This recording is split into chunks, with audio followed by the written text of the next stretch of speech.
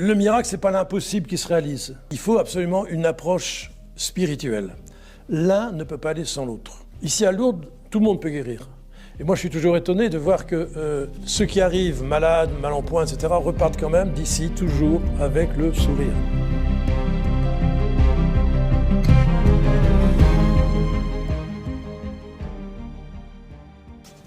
Je suis très heureux d'être parmi vous ici à Lourdes, ville chère à mon cœur. Et merci d'être venus pour ceux qui sont présents. Et je dis bonjour à tous ceux qui sont au loin, mais qui vont assister à cette conférence.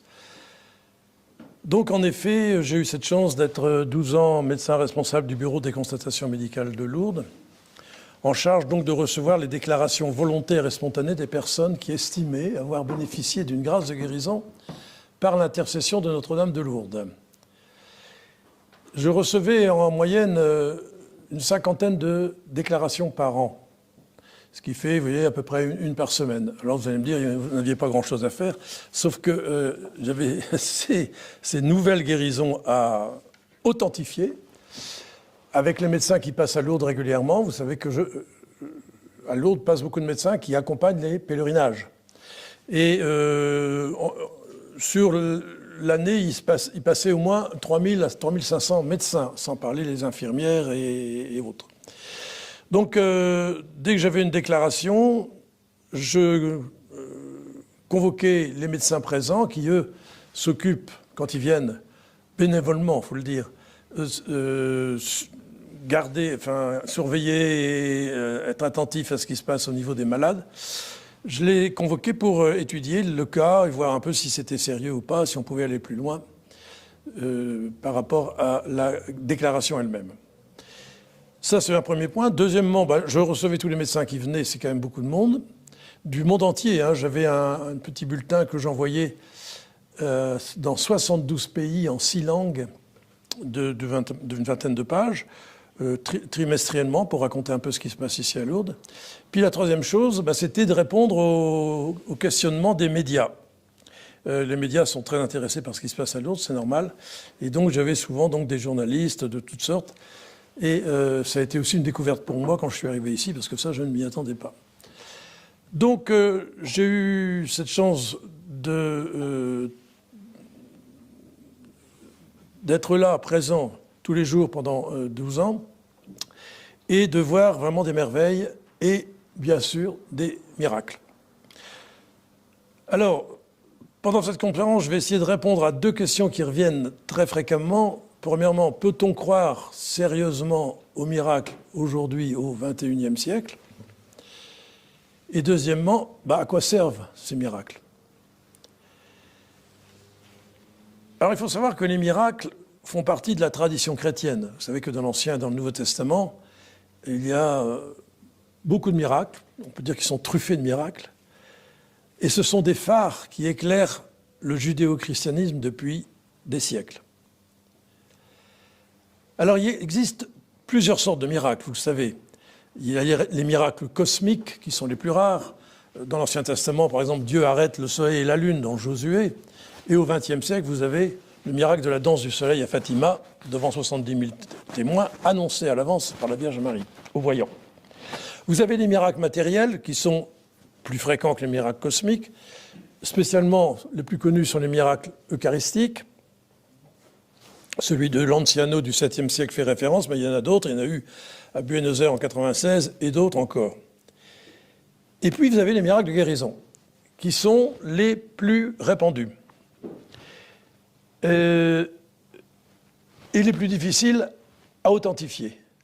Parce que les miracles cosmiques, on le voit, les miracles matériels, ça se voit aussi, les miracles de guérison, ça touche une personne définie, une personne vraiment qui est différente de son voisin, et pour les authentifier, c'est beaucoup plus difficile. Alors il y a 2 endroits où on authentifie les miracles de guérison. C'est d'abord à Rome, pour les béatifications et les canonisations des personnes reconnues comme vénérables, c'est-à-dire par l'héroïcité de leur vertu. Donc il faut déjà, pour la béatification, un premier miracle, pour un deuxième miracle, pour la canonisation, et ce sont avant tout là également des miracles de guérison, pas toujours, mais le plus souvent, qui sont étudiés donc par des médecins italiens à Rome. Et puis, il y a les miracles de Lourdes qui sont les plus connus dans ce lieu d'apparition mariale. C'est le seul lieu d'apparition mariale où on étudie les miracles. Je ne dis pas que c'est le seul lieu où il y a des miracles, parce qu'il y en a dans d'autres endroits, encore aujourd'hui, mais ceux de Lourdes sont connus depuis le début des apparitions. Et petit rappel, vous savez que les apparitions ont eu lieu en 1858, donc il y a plus de 150 ans maintenant.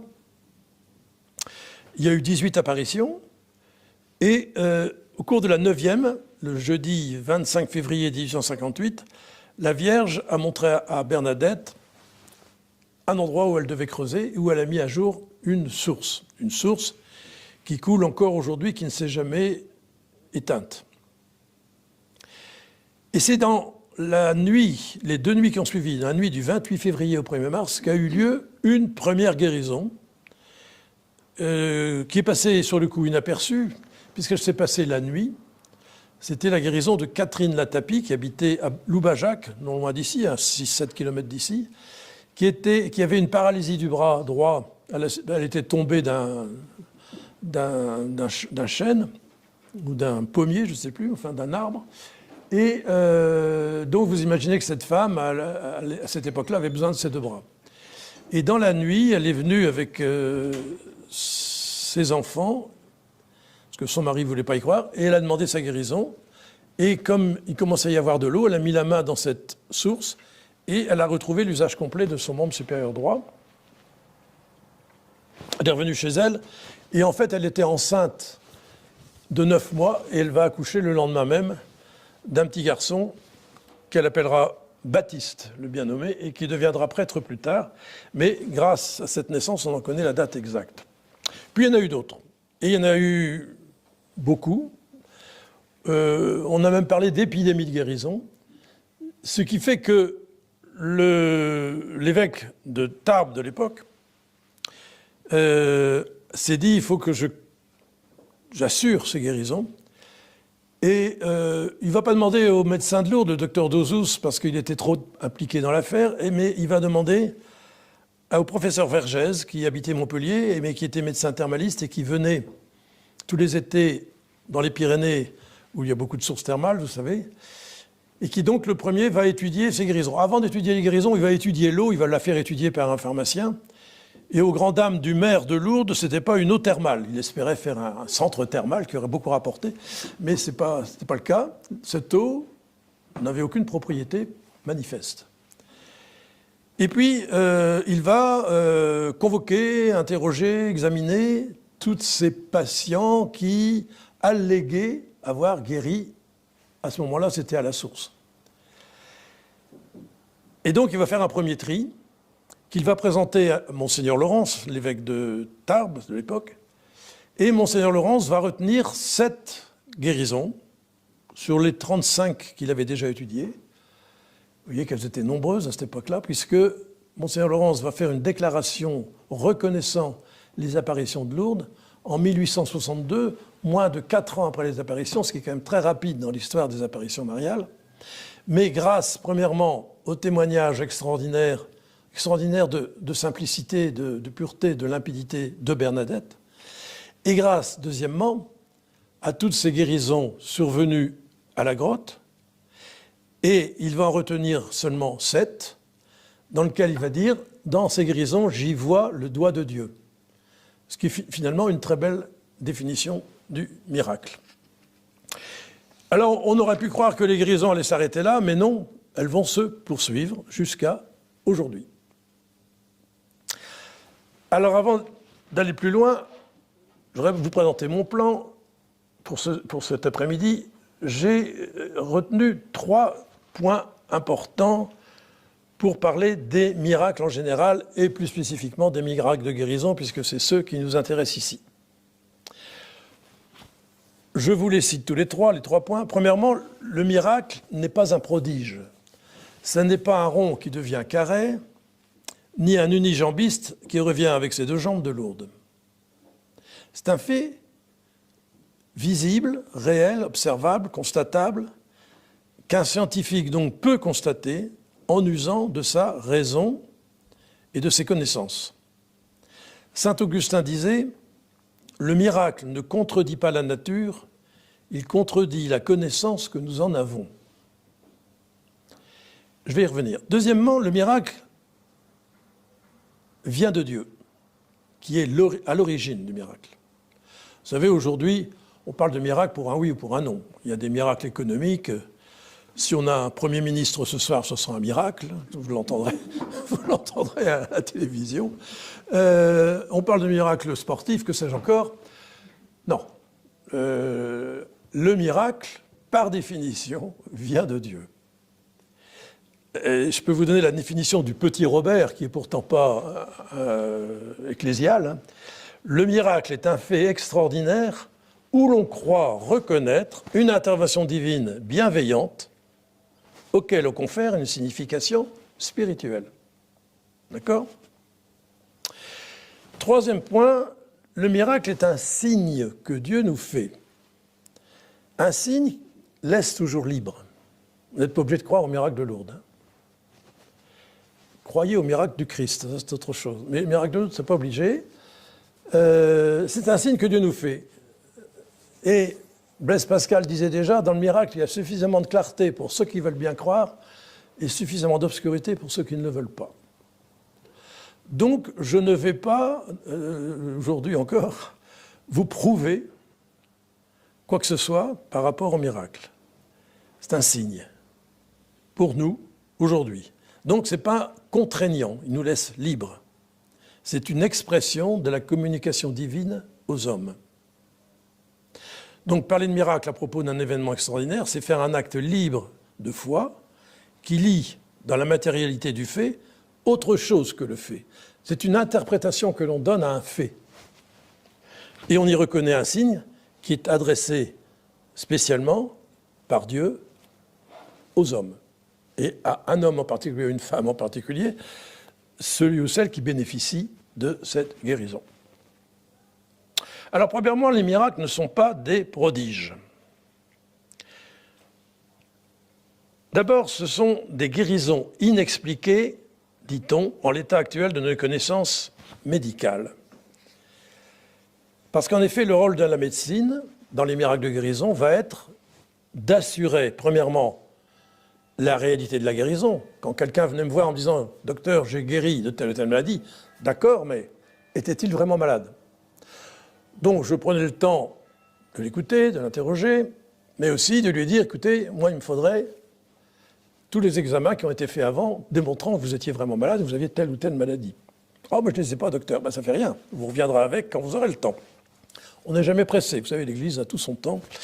Donc, la première chose que nous, médecins, nous devions assurer, c'est qu'il y avait bien passage d'un état pathologique avéré à un état de santé évident. Donc, c'est la première constatation que le médecin permanent du bureau médical faisait avec les médecins présents. Dans un deuxième temps, alors, si avec les médecins présents, nous nous rendions compte que cette guérison était réelle et qu'elle était quand même difficilement explicable, je présentais ce cas au Comité médical international de Lourdes, qui est un organisme qui a été mis en place après la guerre 40, au moment où la médecine commençait à devenir scientifique, composé de spécialistes des hôpitaux, des chefs de clinique, de l'Europe, et même il y a des États-Unis qui sont venus. Il y en a actuellement 25 qui se réunissent une fois par an et qui expertisent les dossiers qui sont présentés par le médecin permanent. Alors en général, je présentais sur les 50 déclarations de l'année, il y en avait une dizaine qui me semblaient très sérieuses, et sur les 10, il y en avait 4-5 qui étaient vraiment capables un jour d'être reconnues miraculeuses. Je vous dirai après sur quels critères, que j'avais toujours en tête.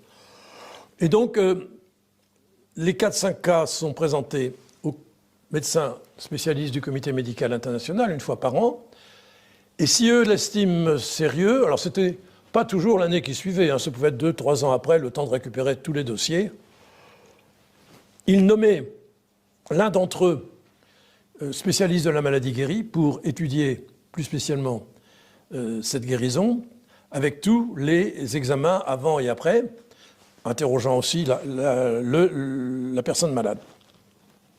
Et puis lui-même, à la séance suivante, il donnait les résultats de son expertise. Alors soit c'était éliminé complètement, ce qui est quand même assez rare parce que ça avait déjà passé par plusieurs stades, soit il donnait son point de vue, et si son point de vue était plutôt de dire « bah oui, en tant que médecin spécialiste de la maladie en question, je ne comprends pas comment ce malade a pu guérir », un vote a lieu, secret, et il faut qu'il y ait une majorité des 2/3 pour arriver à parler guérison inexpliquée en l'état actuel de la médecine. Alors, on parle toujours, les médecins sont très prudents, hein, ils parlent d'inexpliqué. Bon. Personnellement, je préférerais qu'on aille jusqu'à dire inexplicable. Parce que toutes les guérisons, on me posait encore la question à midi, toutes les guérisons reconnues miraculeuses, donc aujourd'hui, vous savez qu'il y en a eu 72, sur les à peu près 7500 déclarations volontaires et spontanées, donc sur les allégations, vous voyez que ça fait que moins d'une guérison sur 100 est finalement reconnue miraculeuse. Ça fait quand même pas beaucoup. Et les 72 guérisons reconnues miraculeuses, canoniquement, c'est-à-dire on ne peut pas revenir dessus,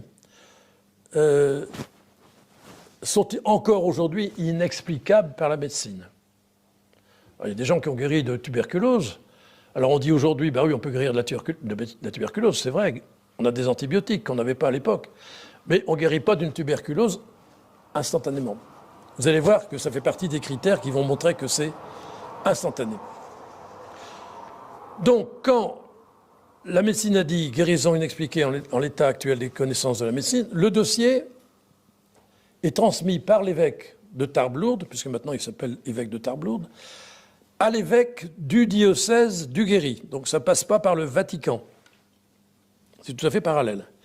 Et l'évêque donc d'un diocèse, quel qu'il soit, en France ou à l'étranger, qui reçoit ce dossier, va lui-même convoquer une commission spéciale de médecins locaux pour être sûr qu'il n'y a pas d'erreur, va convoquer un groupe de prêtres canonistes, et s'il le désire, s'il ne le met pas dans son tiroir, c'est déjà arrivé, il pourra, ou non, faire une reconnaissance de miracle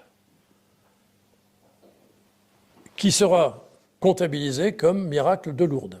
D'accord ? Alors, il faut quand même savoir que pour parler de miracle, l'Église, depuis les années 1734 à 1737, sous l'instigation du cardinal Prosper Lambertini, qui était un scientifique avant l'heure, qui est devenu d'ailleurs pape sous le nom de Benoît XIV, a mis au point un certain nombre de critères pour qu'une guérison puisse être un jour reconnue miraculeuse. Ce qu'on appelle les critères de Lambertini. Alors il y en a 7, je vous l'ai dit. Premier critère, il faut que la maladie soit grave. On ne va pas crier miracle pour un petit bouton qui disparaît sur le nez. Hein. Il faut que la maladie soit grave, mettant en jeu la vie du sujet. Donc de pronostic défavorable. Deuxièmement, il faut que la maladie soit connue, répertoriée par la médecine. Donc bien diagnostiquée.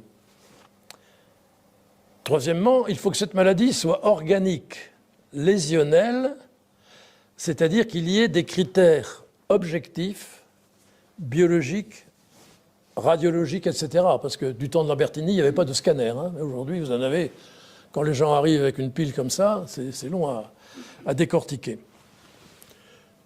Ce qui veut dire aussi que pour aujourd'hui encore, les guérisons de maladies psychiques ou psychiatriques ne rentrent pas dans les miracles éventuels. Alors ça ne veut pas dire qu'on ne voit pas de guérison de... Bon, j'ai vu des gens qui avaient guéri de la drogue, de l'alcool. Je me souviens aussi d'une dame qui était agoraphobe. Agoraphobe.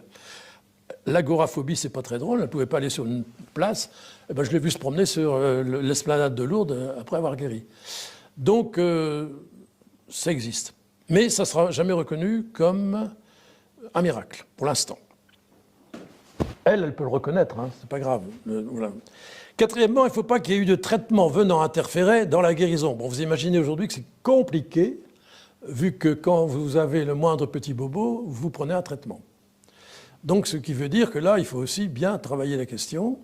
Est-ce que les traitements qui ont forcément été donnés dans une maladie grave ont pu ou peuvent encore agir dans la guérison? Mais on a un cinquième critère qui, lui, est tout à fait important, c'est que la guérison doit être subite, soudaine, instantanée et sans convalescence. Bon, donc vous imaginez bien que quelqu'un qui a une maladie grave et qui guérit de façon instantanée, ça surprend la médecine et ça surprend les médecins. Ça la surprend elle d'abord et puis ça surprend les médecins. Et ça, on en a quand même des cas fréquents. Et vous savez que, par exemple, la 70e miraculée de Lourdes, Bernadette Mouriot, bon, on a beaucoup entendu parler parce qu'elle a écrit un livre sur sa guérison, qui était atteinte depuis 40 ans d'un syndrome de la queue de cheval qu'on appelle, bon, qui est en fait un problème au niveau de la colonne vertébrale, de la moelle épinière. Elle avait été opérée, réopérée, sans résultat, ce qui fait qu'elle était en fauteuil roulant, incontinente, se piquant à la morphine elle-même parce que c'était très douloureux, portant un corset, etc.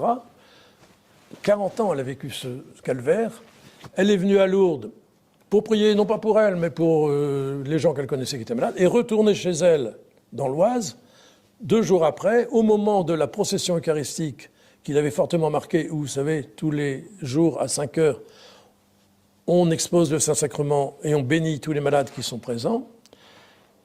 Dans sa chapelle, dans l'Oise, elle a ressenti une chaleur intérieure et elle a entendu une parole intérieure qui lui disait « Enlève toutes tes prothèses ». Elle a obéi, elle a retiré son corset, elle avait aussi au niveau de la jambe un plâtre, elle a tout retiré, elle a arrêté sa morphine instantanément, tout de suite, alors que normalement la morphine ça ne s'arrête pas comme ça sans des troubles secondaires, et le lendemain elle allait se promener dans la forêt. C'est quand même une guérison instantanée, absolument inouïe. Et je la raconte parce qu'elle est présente et que j'ai été le premier à l'entendre raconter ça. Quand elle m'a raconté ça au téléphone, en fait, pendant 1 heure, je l'ai écouté. Moi, je me suis dit, bah oui, là, c'est pas possible autrement. Ça peut être que miraculeux. Mais on a attendu de la voir, de la revoir, de l'interroger. Elle a vu 300 médecins par là. 10 ans pour arriver à la conclusion. Alors moi, j'estime que c'est un peu de l'acharnement méthodologique, je dirais. Parce que, bon, elle avait le temps encore de faire tout ça, mais demander à un père de famille de suivre ce parcours pour arriver un jour à être reconnu miraculé, alors ça fait même plutôt peur, hein, de se dire, est-ce que je vais me déclarer dans ces conditions? Comment je vais pouvoir supporter d'être comme ça surveillé, comme le lait sur le feu pendant 10 ans, pour voir si je ne rechute pas, etc., etc. Enfin bon, voilà. Grâce à Dieu, elle a été reconnue. Il y en a eu 2 depuis le 71e, qui est aussi une guérison absolument incroyable, mais qui s'est passée en 1927. Et John Trainor, que je connaissais par ouï dire, parce qu'il était très connu au bureau médical, mais il n'avait jamais été reconnu par la médecine, mais pas par l'évêque de Liverpool. Et c'est l'actuel évêque de Liverpool qui l'a reconnu. C'était aussi il avait été blessé, il avait 5 maladies, il avait des crises d'épilepsie plusieurs fois par jour, il a guéri instantanément. Donc on a fini par le mettre dans les miraculés de Lourdes, dont il s'est retrouvé le 71e. Et puis il y en a eu une dame italienne qui a été reconnue dernièrement cette année, la 72e, mais aussi une guérison absolument instantanée. Donc vous voyez les 5 critères, mais il y en a encore 2 que je vous donne. C'est qu'il ne faut pas que ce soit simplement une régression des symptômes, d'accord, mais bien un retour de toutes les fonctions vitales. Donc il faut que ce soit une vraie guérison. Et puis, il faut qu'elle soit durable. Ce n'est pas une rémission, il faut que ce soit une guérison définitive. Ce qui ici là est compliqué, parce que définitive, forcément, il faut attendre un petit peu pour être sûr que c'est définitif. Mais dans toutes les guérisons qui ont été reconnues miraculeuses, on n'a jamais eu de rechute. Voilà, donc, une fois encore, on a plein de critères qui nous font dire « j'ai la conviction que c'est une guérison qui peut être miraculeuse », mais on ne le prouvera pas. C'est Blaise Pascal qui disait « si on pouvait prouver un miracle, ça ne serait plus un miracle ». Parce qu'il pense, lui, qu'il y a toujours, en effet, quand même, un pas de foi à faire à un moment ou à un autre. Je crois que c'est vrai. Donc, d'ailleurs, même pour les dernières miraculées, là, dont je vous ai parlé, il y avait des spécialistes, des experts qui étaient contre. On a eu la majorité des 2/3, mais seulement des 2/3.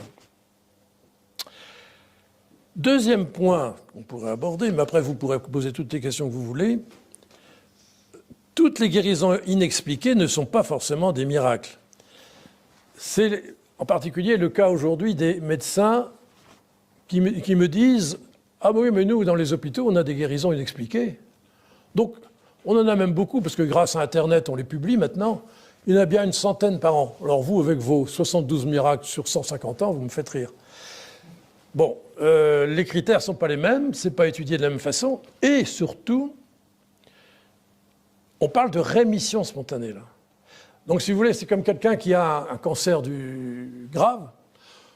La médecine, statistiquement, sait que quand on est atteint de ce cancer, dans 90% des cas, on ne survit pas plus de 6 mois. Et la personne, 1 an, 2 ans après, est toujours là. Ça surprend. Mais ça n'a rien à voir avec un miracle. Parce que la personne, elle ne sait pas du tout ce qui lui est arrivé. Elle est en dehors de ça. Elle est toujours présente, tant mieux, elle est vivante, elle est très contente. Alors que le guéri miraculé sait très bien quand ça lui est arrivé, à un moment donné précis dans son histoire. Il sait qu'il y a eu là une intervention surnaturelle qu'il voit comme étant surnaturelle. Et c'est lui qui vient annoncer « j'ai guéri tel jour, telle heure ». D'accord ? Donc c'est 2 choses qu'on ne peut pas comparer. Hein ? Voilà, je ne peux pas développer plus, mais enfin, vous voyez que c'est quand même important de ne pas tout confondre. Voilà. Donc, ces guérisons, ces rémissions spontanées font partie des statistiques aux extrémités de la courbe de Gauss. Il y a les cas généraux et puis les cas particuliers qui arrivent. Deuxième point important, les miracles viennent de Dieu. Une guérison miraculeuse n'est pas qu'une guérison médicale. Je ne sais plus qui a dit Dieu ne se prend pas pour un médecin. Elle est bien plus. Elle est une guérison divine. Dieu est la cause première de la guérison, il laisse agir les causes secondes. Il n'agit pas dans les intestins ou dans les poumons d'un malade, mais dans son âme. Il est le médecin des âmes. Il agit dans le cœur des hommes. Et il agit souvent, beaucoup plus souvent qu'on imagine. Par ce qu'on appelle une effusion de l'Esprit Saint, par exemple. On peut être tous touchés par la grâce du Seigneur. Là, particulièrement ici, en tout cas à Lourdes, où vous savez que Lourdes réunit une majorité de malades, eh bien parfois, cette action divine va se déployer dans le corps. D'accord ? Donc plus loin que le cœur, elle va aller se déployer dans tout le corps, provoquant donc cette guérison physique visible. Et c'est là qu'éventuellement on pourra parler de miracle.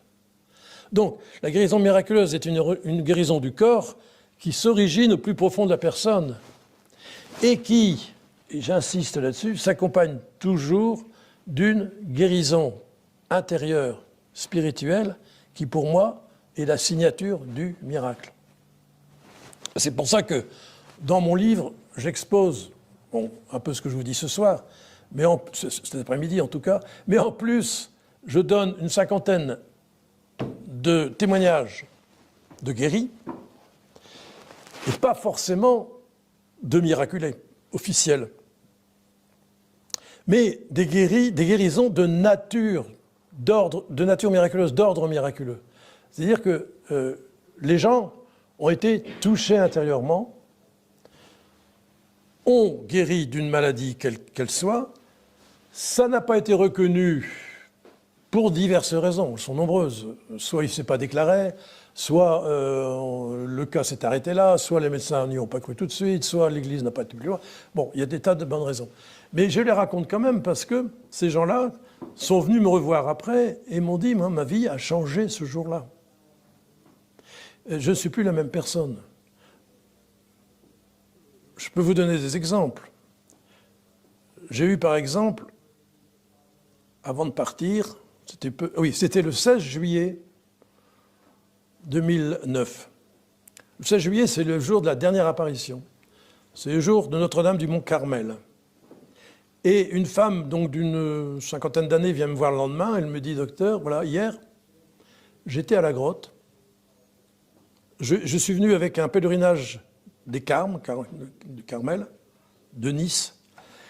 Et j'avais été opéré il y a 3 mois d'une maladie de Dupuytren, une maladie qui touche la main, la face interne des mains, qui recroqueville la main.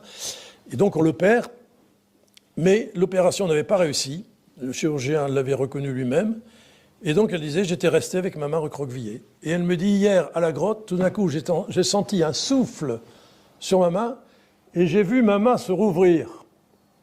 Elle me dit elle-même, c'était extravagant.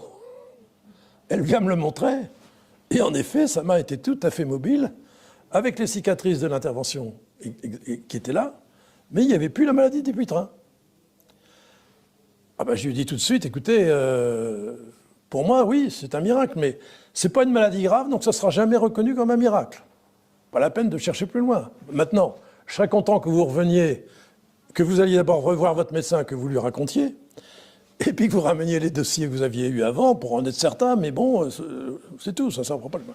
Puis moi, là-dessus, je suis parti à la retraite, donc je ne l'ai plus revu, sauf que 3-4 ans après, je reçois d'elle une lettre où elle me dit, ben voilà, docteur, je gardais ma mère qui est morte maintenant, je suis libre, et je suis rentré au Carmel. Pourquoi? À cause de cette guérison. Et vous savez, vous m'avez dit, réfléchissez à ce que la Vierge veut vous dire à travers cette guérison. Moi, je ne me souvenais plus du tout que je lui avais dit ça, hein. Bon, c'est elle qui le dit. Elle est rentrée au Carmel. Et tous les ans, elle m'envoie ses vœux au 1er janvier en me disant, docteur, je suis au Carmel et je prie pour vous et vos enfants. Bon, je dis ça, c'est formidable. Donc, vous voyez, voilà, une miraculée, pour moi, c'est clair. Elle est miraculée. Je pourrais vous en raconter d'autres, mais ça va prendre trop de temps. Il y a déjà... Voilà. Donc, le miracle, ce n'est pas l'impossible qui se réalise.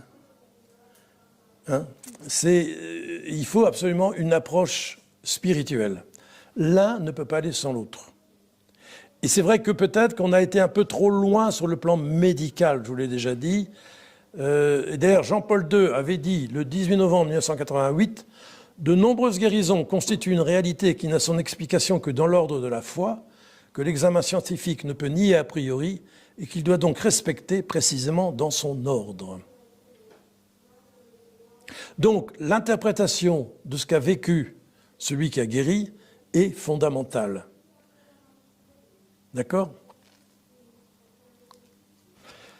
D'ailleurs, moi j'ai eu aussi des exemples qu'on pourrait dire miraculeux. Je me souviens d'un monsieur, je vais encore raconter une histoire, qui venait me voir c'était un samedi, qui avait un cancer rhabdomyosarcome, c'est un cancer épouvantable d'un muscle de la cuisse.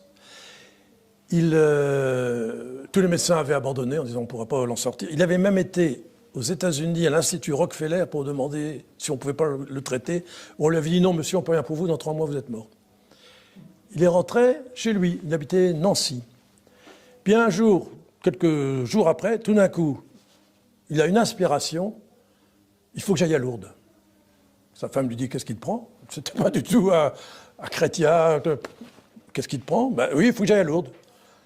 Bon, ben vas-y si tu veux, moi j'y vais pas. Il est venu avec son frère, et arrivé ici, il a passé son temps à la grotte, là, derrière. Il était devant la grotte, tout le monde m'a raconté après, il était en extase à la grotte. Il est reparti toujours aussi malade. 3 semaines après, il est mort.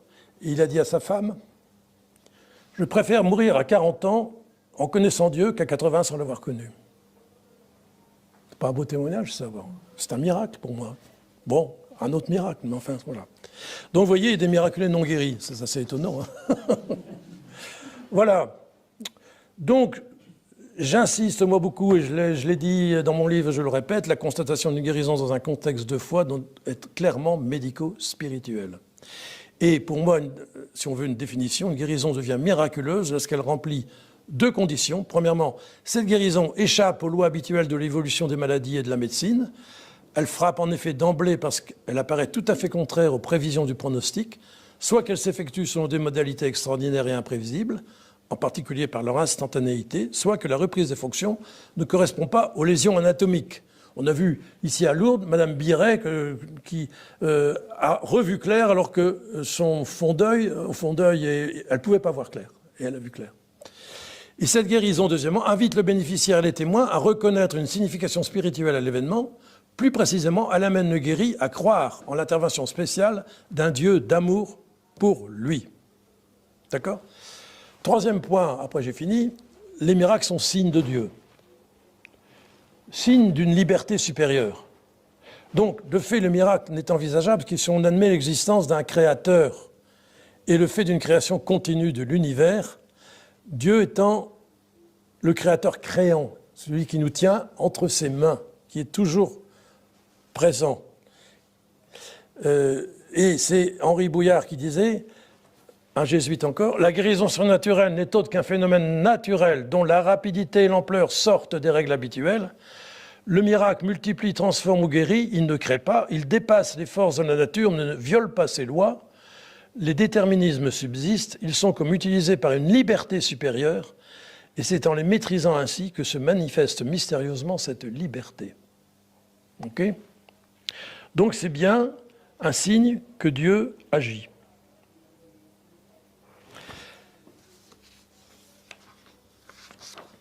Alors, je vous ai parlé des guérisons spontanées déjà, des rémissions spontanées qui n'ont rien à voir avec ça. Et deuxièmement, signe de la vie plus forte que la mort. En n'allant pas contre les lois et les déterminismes de la nature, en ne violant pas les lois naturelles, les guérisons ne consistent-elles pas en fait à rétablir des lois physiologiques normales ? C'est le philosophe et théologien Claude Tresmontant qui a écrit un livre entier sur les miracles. Son livre s'appelle « La question du miracle, analyse philosophique ». Extraordinaire.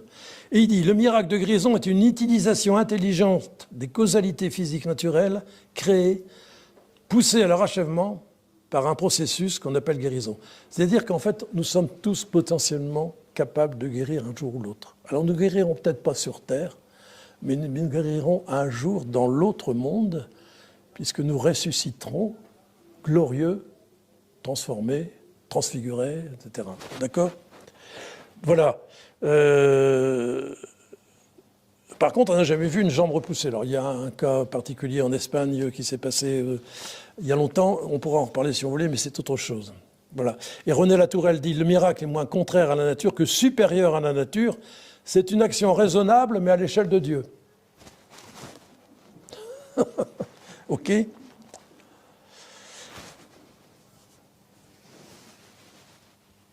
Alors, on peut comparer les guérisons aux phénomènes mystiques, par exemple, tels que l'inédit ou la lévitation, hein, qui sont absolument inexplicables, ou les expériences de mort imminente, j'en parlerai pas aujourd'hui. Mais donc, pour comprendre le miracle, il faut une anthropologie complète de la personne, corps, âme, esprit, vous êtes bien d'accord, hein, pour comprendre un tant soit peu la possibilité des guérisons miraculeuses. et d'ailleurs, j'en parlerai plus la semaine prochaine ici à Lourdes, pour comprendre des expériences de mort imminente. Il est nécessaire de considérer la relation, on pourrait dire l'attraction, particulièrement forte, puisque la personne est une, mais tellement peu envisagée, qui unit l'esprit, l'âme et le corps. L'âme, emplie de l'Esprit Saint, peut, dans certaines circonstances, du fait de son union avec le divin ou de par la seule volonté de Dieu, puisque c'est Dieu qui agit sans forcément le consentement de la personne, qui ne l'a pas forcément demandé.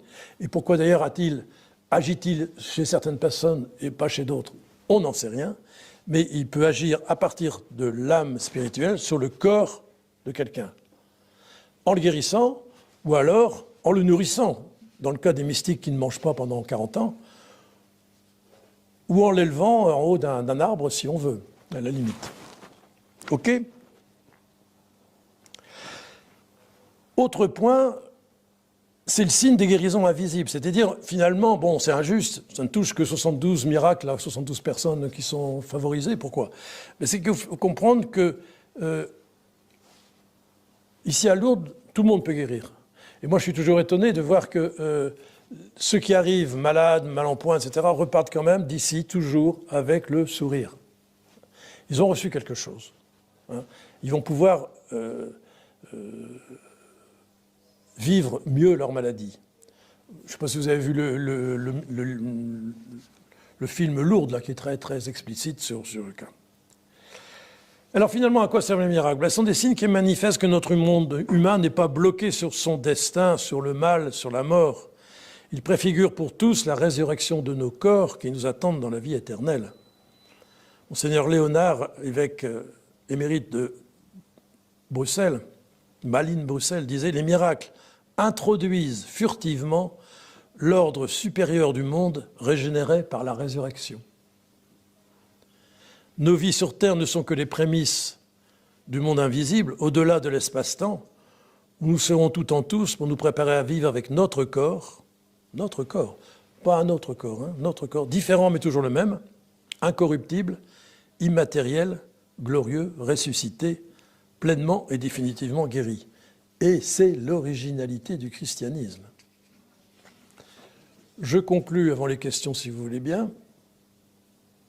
En fait, ne sommes-nous tous pas des êtres blessés? La vie est ainsi faite qu'elle nous blesse. Le reconnaissons-nous d'abord et voulons-nous guérir? Ces blessures peuvent être diverses, physiques, psychiques, émotives, intellectuelles, spirituelles. La guérison physique, le miracle physique, celui que l'on voit, est important, mais ne va durer que le temps très court d'une existence terrestre. J'ai connu beaucoup de miraculés, des vrais miraculés, qui ne sont plus parmi nous aujourd'hui, hein, je peux le dire. Et donc, pour moi, Lourdes reste ce lieu privilégié où, à travers l'exemple et le témoignage des guérisons physiques, on peut être sûr que la Vierge Marie ne cesse d'intercéder pour toutes les guérisons dont nous avons tous besoin. Et d'ailleurs, pour finir, je vais quand même citer l'Évangile. Dans Marc 6, 5, c'est Jésus qui repart dans son pays, à Nazareth. Et là, Marc dit, il ne pouvait faire aucun miracle, si ce n'est qu'il guérit quelques infirmes en leur imposant les mains. Donc vous voyez bien la différence. Il ne pouvait pas faire de miracle parce qu'il ne pouvait pas toucher le cœur des gens de son pays. Alors il faisait des guérisons, pour lui ce n'était pas difficile. C'était, comme d'autres, un guérisseur à cette époque-là. Mais il ne pouvait pas faire de miracle. Alors demandons-lui, chacun d'entre nous, d'être prêt à vivre un miracle, même s'il est petit, même s'il est inconnu, même s'il n'est pas visible, parce que nous en avons tous besoin. Merci.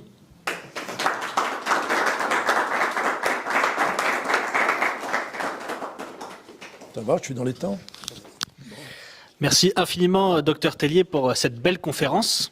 Je rappelle à tous nos spectateurs que cette conférence, ainsi que toutes les autres, peuvent être retrouvées en rediffusion sur notre chaîne YouTube 1000 raisons de croire. Et je rappelle aussi que le livre du Dr Tellier va être mis en description de notre vidéo YouTube.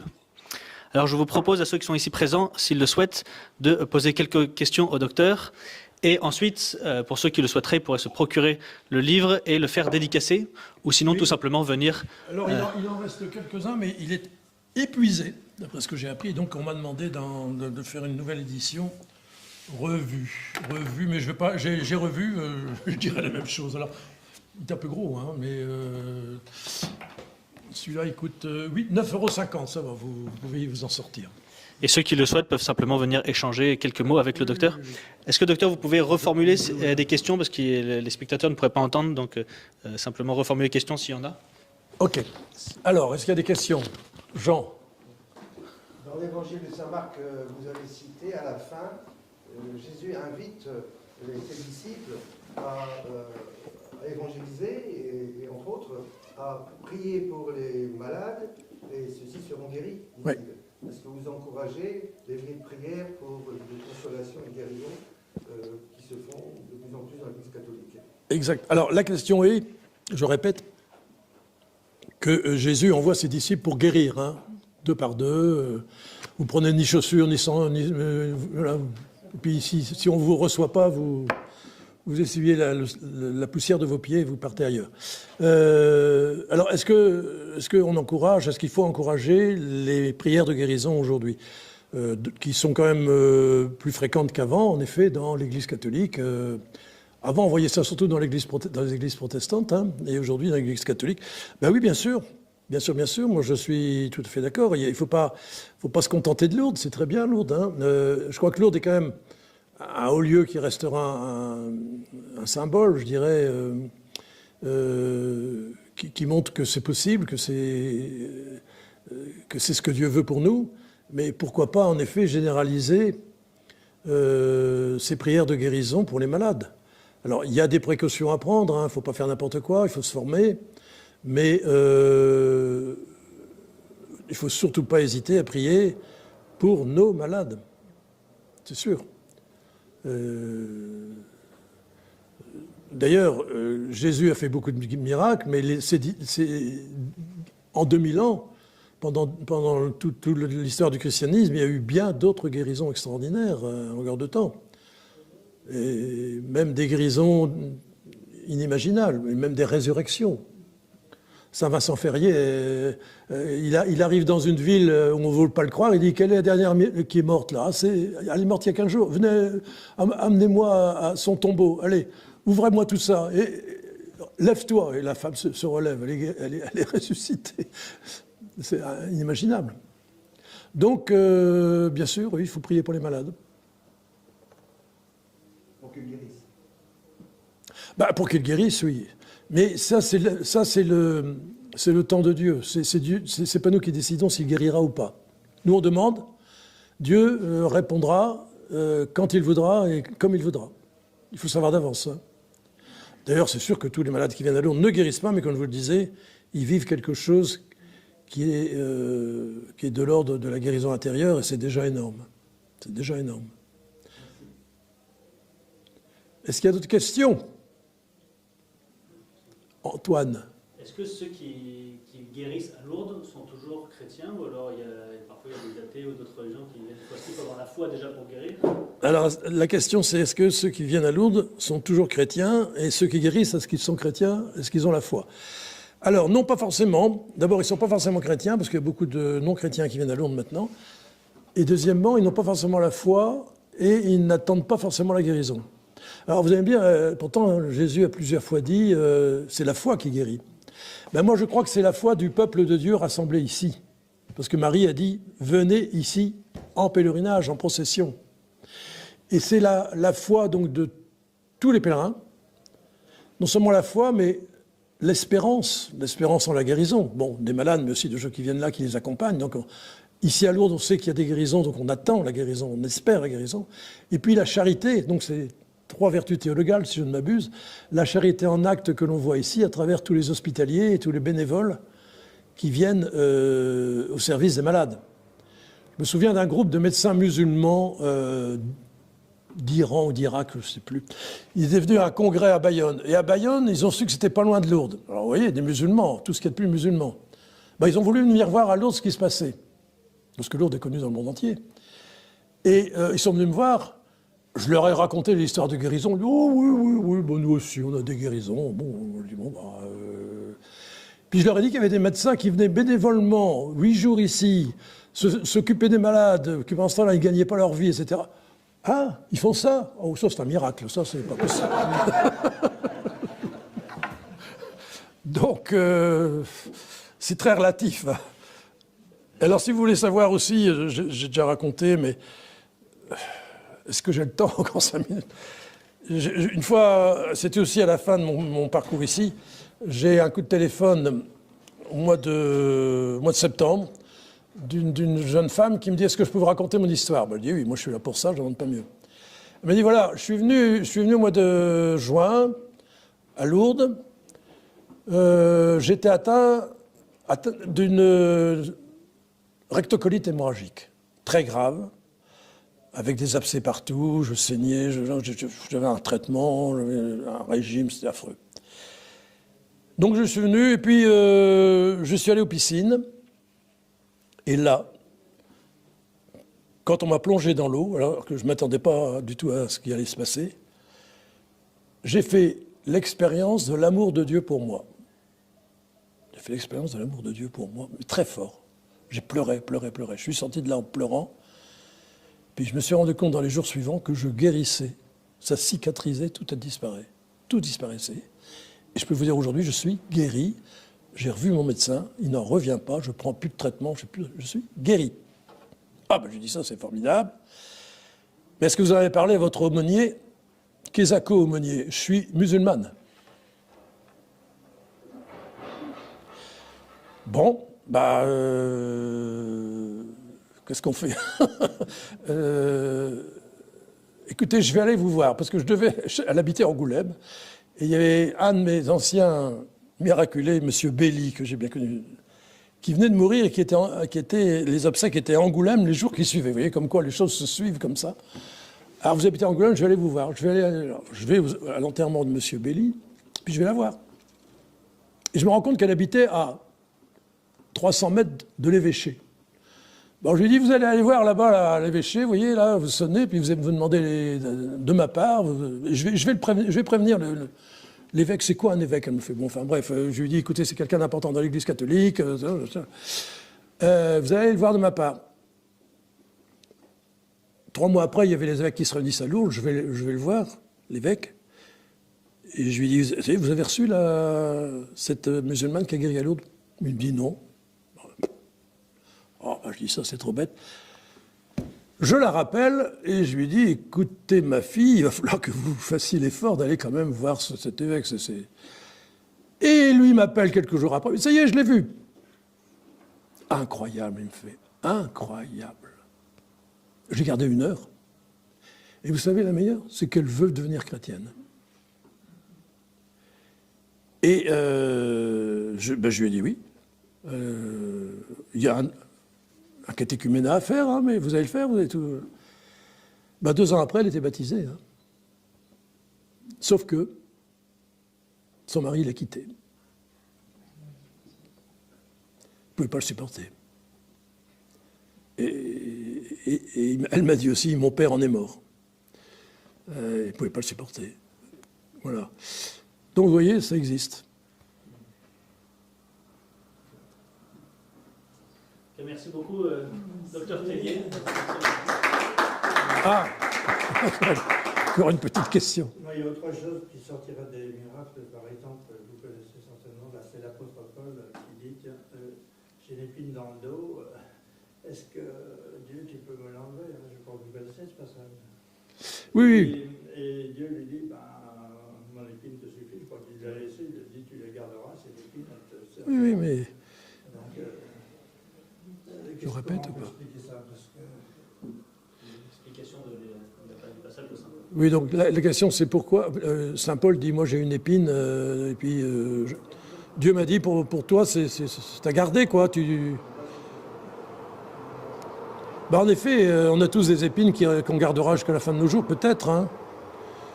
C'est quand je suis faible que je suis fort, a dit Paul aussi. Hein. Oui. Donc Dieu sait mieux que nous ce qui est bon pour nous. Voilà, c'est ce qu'il faut se dire. Hein. Il prend soin de nous toujours. Nous on lui demande, mais lui il sait s'il faut répondre positivement ou pas, s'il faut faire quelque chose. Il peut mettre à l'épreuve notre foi, notre confiance en lui. C'est aussi ça qui est important. Hein. Je crois que le plus important, c'est ça. Le plus important, c'est pas la guérison elle-même, finalement. Le plus important, c'est de croire que nous guérirons un jour complètement et que nous irons, que nous serons face à lui.